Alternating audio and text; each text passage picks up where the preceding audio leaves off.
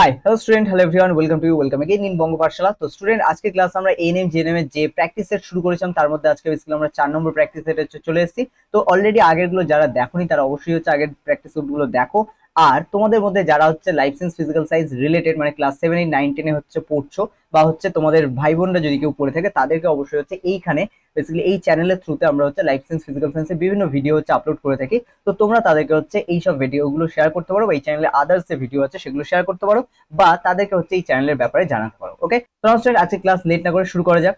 তো দেখো, একদম প্রথম আমরা যে কোশ্চেনটা নেবো, অলরেডি যেহেতু 3টে সেট আমরা করেছি যেখানে 20টা করে কোশ্চেন ছিল, এখানে আমাদের তাই 61 থেকে শুরু হচ্ছে। ওকে, নাও প্রথম কোশ্চেন কি আছে দেখো, মানুষ কোন পর্বের অন্তর্ভুক্ত প্রাণী? তো বেসিক্যালি মানুষ হচ্ছে আমাদের এখানে কর্ডাটার অন্তর্ভুক্ত প্রাণী। আচ্ছা, তারপরে বলো 62 দিয়েছে, তো বৃহত্তম এককোষী শৈবালের নাম কি? বৃহত্তম এককোষী শৈবাল বলেছে, তো এক্ষেত্রে আমাদের বৃহত্তম এককোষী শৈবালের নাম হলো অ্যাসিটাবুলেরিয়া। ঠিক আছে, এটা এককোষী শৈবালদের মধ্যে হচ্ছে সব থেকে বড়।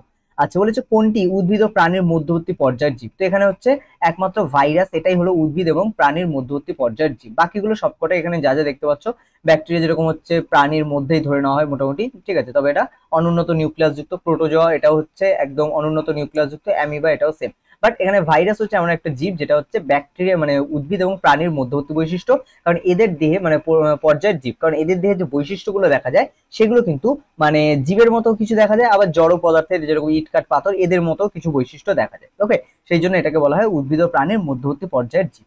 নেক্সট চলে আসা হচ্ছে বায়োডাইভার্সিটি কথাটি প্রচলন করেন কে? প্রচলন করেন এটা হচ্ছে আমাদের বিজ্ঞানী হচ্ছে রোজেন প্রচলন করেন। ঠিক আছে, তারপরে চলে আসা হচ্ছে আচ্ছা, এর পুরো নামটা একটু মনে রাখবো, অনেক জায়গায় রোসেন ছাড়া হচ্ছে ওয়াল্টার রোসেন বা ডাব্লু রোসেনও থাকতে পারে, তো এটা খেয়াল রাখতে হবে, রোসেন বা ডাব্লু রোসেন থাকতে পারে। ওকে, নেক্সট চলে আসো 65, কোষের গঠন অনুযায়ী নিম্নোক্তদের মধ্যে কোনটি সবচেয়ে জটিল? তো দেখো, কোষের গঠন অনুযায়ী নিম্নোক্তদের মধ্যে নিচের যে অপশনগুলো আছে এগুলোর মধ্যে কোনটি জটিল? তো এখানে ব্যাকটেরিয়া, প্রোটোজোয়া, শৈবাল প্রত্যেকেই এককোষী, কিন্তু এখানে বহুকোষী একমাত্র ছত্রাক, তো সেই কারণে এখানে আমাদের ছত্রাক হচ্ছে জটিল। দেখো, শৈবালে সব যে এককোষী তা না, কিছু বহুকোষী আছে, তবে তাদের থেকে সব থেকে বেশি জটিল হচ্ছে ছত্রাক। ওকে, নেক্সট চলে আসো, নিম্নের কোনটি ভাইরাসের বৈশিষ্ট্য নয়?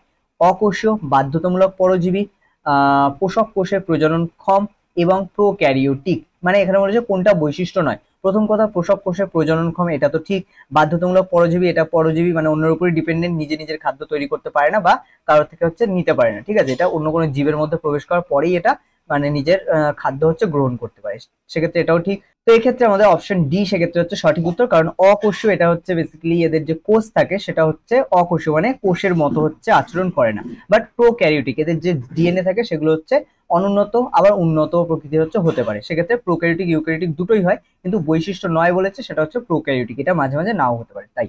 ঠিক আছে, বাট আমরা ধরতে গেলে কিন্তু এখানে সবকটাই ঠিক, বোঝা গেল। বাট এখানে যেহেতু অন্যগুলো হচ্ছে সব থেকে বেশি ঠিক, সেই জন্য এটা হচ্ছে একটু কম ভুল, সেই জন্য এটাকে আমরা হচ্ছে মানে বৈশিষ্ট্য নয় হিসেবে হচ্ছে ধরবো। ঠিক আছে, নেক্সট চলে আসো, ভুট্টা গাছের বিজ্ঞানসম্মত নাম কি? ভুট্টা গাছের বিজ্ঞানসম্মত নাম জিয়ামেইস। তো এটা অপশন এ হচ্ছে আমাদের সঠিক উত্তর, কিন্তু এক্ষেত্রে আমাদের গম গাছের বিজ্ঞানসম্মত নাম টিট্রিকাম অ্যাস্টিকাম। ঠিক আছে, আর এইগুলো দুটো হচ্ছে জংলি গাছ, এই দুটো হচ্ছে তোমাদের বললে চিনতে পারবে না, বাট এই দুটো হচ্ছে আমাদের দুটো জংলি গাছের বিজ্ঞানসম্মত নাম। ঠিক আছে, বাট তোমরা দেখেছো। ঠিক আছে, যাই হোক, এবার আমরা চলে আসি পরের কোশ্চেনে। দ্বিপদ নামকরণের ক্ষেত্রে গণের নাম সর্বদা কি হয়? তো দ্বিপদ নামকরণের ক্ষেত্রে গণের নাম সর্বদা কি হয়?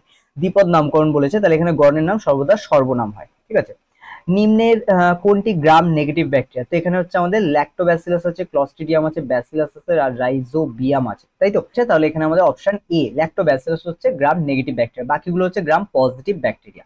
পৃথিবীর বৃহত্তম বটানিক্যাল গার্ডেন কোন দেশে অবস্থিত? তো এখানে ভারত, আমেরিকা, ইংল্যান্ড, জাপান, চারটে অপশন আছে। পৃথিবীর বৃহত্তম যে বটানিক্যাল গার্ডেন এটা হচ্ছে ইংল্যান্ডে অবস্থিত, আর এটার নাম হচ্ছে রয়্যাল বটানিক্যাল গার্ডেন। এটা কিউ, ইংল্যান্ডের কিউ নামক একটা হচ্ছে শহরে এটা হচ্ছে আছে। ঠিক আছে, এটা মনে রাখতে হবে। আচ্ছা, নস্টক হলো এক প্রকার নীলাভ সবুজ শৈবাল, সবুজ শৈবাল, লোহিত শৈবাল এবং বাদামি শৈবাল। তো নস্টক হলো নীলাভ সবুজ শৈবাল, অপশন এ হচ্ছে সঠিক উত্তর। National bureau of plant genetic research কোথায় অবস্থিত? তো এটা দিল্লিতে অবস্থিত, national bureau of plant genetic research. প্ল্যান্টের যে জিন সেটা নিয়ে হচ্ছে পর্যবেক্ষণ করা হয় বা গবেষণা করা হয় এখানে। দেন চলে আসা হচ্ছে হাইড্রার নিমাটোসিস্ট। ওকে, হাইড্রার নিমাটোসিস্ট এর মধ্যে কোন বিষাক্ত রাসায়নিক বস্তুটি পাওয়া যায়? তো এটা হিপনোটক্সিন পাওয়া যায়, তো এটার মাধ্যমে কিন্তু অনেককে হিপনোটাইজ করা হয়। ঠিক আছে, তো এই কারণে এটাকে বলা হয় হিপনোটক্সিন।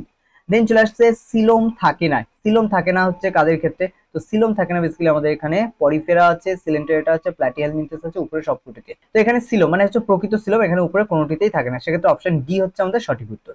দেন চলে আসছে ব্যক্তবীজী উদ্ভিদের ফল গঠিত হয় না, কারণ ব্যক্তবীজী বলেছে, ব্যক্ত মানে কি বীজটা এখানে উন্মুক্ত থাকে, ব্যক্ত থাকে, ঠিক আছে। তো গঠিত হয় না কারণ কি, এখানে শুক্রাণু এ হচ্ছে গঠিত হয় না কারণ শুক্রাণু গর্ভাশয় থাকে না, আচ্ছা শুক্রাণু থাকে না এরকম হবে, এটা মেইনলি এটা একটা মিস্টেক আছে। তো এখানে শুক্রাণু থাকে না, গর্ভাশয় থাকে না, ডিম্বাণু থাকে না, কোনোটাই নয়। তো এখানে ব্যক্তবীজী উদ্ভিদের ক্ষেত্রে ফল গঠিত হয় না কারণ এখানে হচ্ছে গর্ভাশয় থাকে না, ঠিক আছে। ডিম্বাণু থাকে যে কারণে হচ্ছে বীজ গঠিত হয়, বাট গর্ভাশয় থাকে না যে কারণে ফল গঠিত হয় না, ঠিক আছে।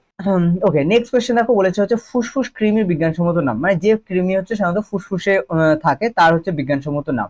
তো এটা বিজ্ঞানসম্মত নাম হচ্ছে আমাদের অপশন বি হবে, এটা প্যারাগোনিমাস ওয়েস্টারমানি, ঠিক আছে, এটা হচ্ছে বিজ্ঞানসম্মত নাম। নেক্সট কোয়েশ্চেন আছে দেখো, আমাদের কাদের দেহে সিউডোসিলম দেখা যায়? তো এখানে একাইনোডার্মাটা, মোলাস্কা, নিমাটোডা, অ্যানিলিডা, কাদের মধ্যে সিউডোসিলম দেখা যায়? এখানে আমাদের অপশন সি হবে সঠিক উত্তর, নিমাটোডা, এদের মধ্যে সিউডোসিলম দেখা যায়। ওকে, নেক্সট চলে আসা হচ্ছে যে ব্যতিক্রমী ক্ষমতার উপর নির্ভর করে জীবকে জড় থেকে আলাদা করা যায় তা হলো জনন। জননের জন্য একমাত্র জননের উপর ভিত্তি করেই একে অপরের থেকে আলাদা করা যায়। আচ্ছা, তারপরে আছে লজ্জাবতীর পাতায় স্পর্শ করলে। আচ্ছা, এখানে আরেকটা জিনিস তোমাদের বলি, এখানে দেখবে তোমরা অনেকগুলো কোয়েশ্চেন পেয়েছো বা এই 78 এটাও খেয়াল করবে। এখানে জীবের থেকে জড়কে আলাদা করার যে অপশনগুলো খুব কিন্তু গায়ে গায়ে, যে কারণে এখানে মানে ডিফারেন্সিয়েট করাটা কিন্তু একটু চাপের। তো যে কারণে তোমাদের এখানে খেয়াল রাখতে হবে, এই যে অপশনগুলো করে দেওয়া হচ্ছে এগুলো অবশ্যই তোমরা হচ্ছে খেয়াল রাখবে, কারণ এই অপশনগুলো হচ্ছে গায়ে গায়ে, তার মধ্যে থেকে কোনটা হচ্ছে সঠিক, যেটা সব থেকে বেশি হচ্ছে কাছাকাছি সেটাকেই তোমাদের নিতে হবে। যেরকম আগেও আমরা একটা কোয়েশ্চেন পেয়েছিলাম, বলেছিলাম ভাইরাসের ক্ষেত্রে, তো এইটা এখানেও কিন্তু এরকম খেয়াল রাখতে হবে যে প্রত্যেকটা মানে কিছু কোয়েশ্চেন এরকম থাকবে যেখানে কিন্তু অপশনগুলো অনেক গায়ে গায়ে থাকবে, ঠিক আছে। দেন চলে আসো 79, লজ্জাবতী লতায় স্পর্শ করলে পাতা মুড়ে যায়, জীবের এইরূপ বৈশিষ্ট্যকে বলা হয় সংবেদনশীলতা, উত্তেজিতা, গমন এবং বিপাক। তো এখানে দেখো সংবেদনশীলতা উত্তেজিতা দুটো অনেক কাছাকাছি, তো এখানে যেহেতু স্পর্শ করলে মুদে যায়, জীবের এই বৈশিষ্ট্যকে বলা হয় উত্তেজিত, কারণ এখানে গাছটা খেয়ে উত্তেজিত হয়ে যায়, বোঝা গেল। আচ্ছা, নেক্সট চলে আসা হচ্ছে পৃথিবীর চারপাশে গ্যাসের আস্তরণকে বলা হয়, পৃথিবীর চারপাশে গ্যাসের যে আস্তরণ তাকে বলা হয় আমাদের অ্যাটমসফিয়ার, ঠিক আছে, বা বায়ুমণ্ডল। এক্ষেত্রে আমাদের অপশন বি হচ্ছে সঠিক উত্তর। ওকে, তো নাও এই হচ্ছে আমাদের টোটাল বাকি 20 হচ্ছে কোয়েশ্চেন যেগুলো আমরা হচ্ছে করলাম এই সেটে, 4 নম্বর সেট। তো এইগুলো হচ্ছে তোমরা দেখার পরে যদি তোমাদের কোনো কোয়েশ্চেন থেকে থাকে অবশ্যই তোমরা হচ্ছে কমেন্ট করে জানাতে পারো। এছাড়া তোমরা আগের ক্লাসগুলো যারা দেখোনি তারা অবশ্যই হচ্ছে ডেসক্রিপশন থেকে এগুলো দেখে নিতে পারো, আর তোমরা কমেন্ট করতে চাইলে হচ্ছে কমেন্ট তো করতেই পারো। আর তাছাড়া তোমরা যদি প্রপার, কারণ অনেক সময় কি হয় কমেন্টে হচ্ছে অনেক অ্যান্সার দেওয়া পসিবল হয় না, সেরকম যদি কোনো কোয়েশ্চেন থাকে তাহলে তোমরা অবশ্যই টেলিগ্রামে জয়েন হয়ে যেতে পারো, ডেসক্রিপশনে লিঙ্ক পেয়ে যাবে, সেখান থেকে তোমরা টেলিগ্রামের লিঙ্কের থ্রুতে জয়েন করে তোমরা সেখানেও কিন্তু হচ্ছে তোমাদের কোয়েশ্চেনগুলো জানাতে পারো, ঠিক আছে। নাও স্টুডেন্ট, আজকে ক্লাস আমরা এখানেই শেষ করছি, দেখা হচ্ছে তোমাদের সাথে পরের ক্লাস।